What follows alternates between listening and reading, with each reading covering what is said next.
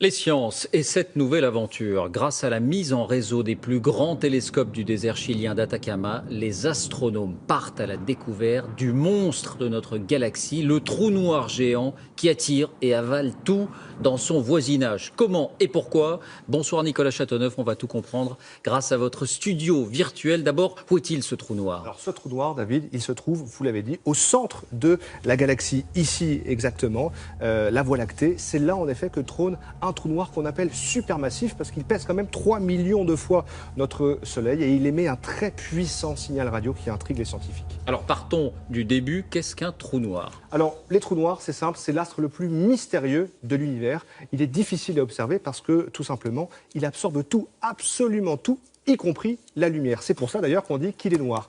De près, cela ressemble à ça, David, une sphère d'un noir absolu entouré d'un disque de matière et de gaz surchauffé et brillant. C'est beau, c'est assez étrange et en même temps c'est assez dangereux. Plus on s'en approche, plus on est attiré par le trou noir et plus vous êtes menacé de destruction. Comment se forme un trou noir? Alors le plus souvent, les trous noirs naissent à partir de grosses étoiles mourantes. On les voit ici. En fin de vie, ces étoiles en fait vont gonfler démesurément jusqu'à exploser en produisant une lumière absolument phénoménale. On appelle ça une supernova.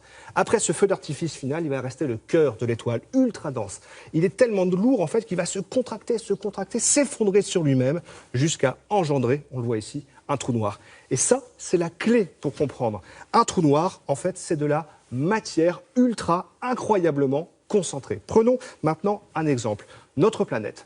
En théorie, il est possible de faire tenir toute la matière, la masse de notre planète dans cette petite mirabelle que j'ai ici entre les mains. Eh bien, à ce moment-là, David, la Terre se transformerait en trou noir. Oui, parce que les atomes et les molécules contiennent surtout du vide, c'est ça.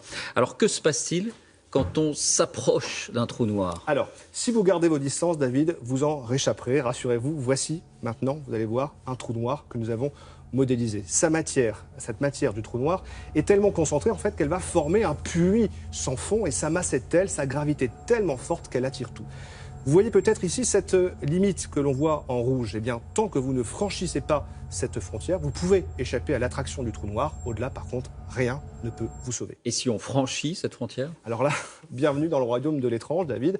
Imaginons qu'un astronaute un peu téméraire, on va le voir ici, décide tout de même de faire le grand saut. Eh bien, en approchant du trou noir, le temps va se dilater pour lui. Il ne va pas se rendre compte en fait que les battements de son cœur que l'on voit ici vont s'espacer démesurément. Chaque seconde pour lui va durer pour nous qui sommes restés à l'extérieur une éternité.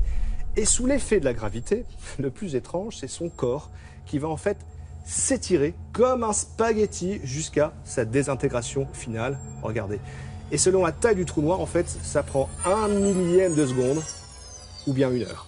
En fait, les trous noirs défient vraiment notre conception du temps et de l'espace. Les chercheurs d'ailleurs commencent tout juste à les détecter, à les étudier, parce que les trous noirs en fait sont vraiment une des clés pour comprendre à la fois la naissance et le destin de l'univers.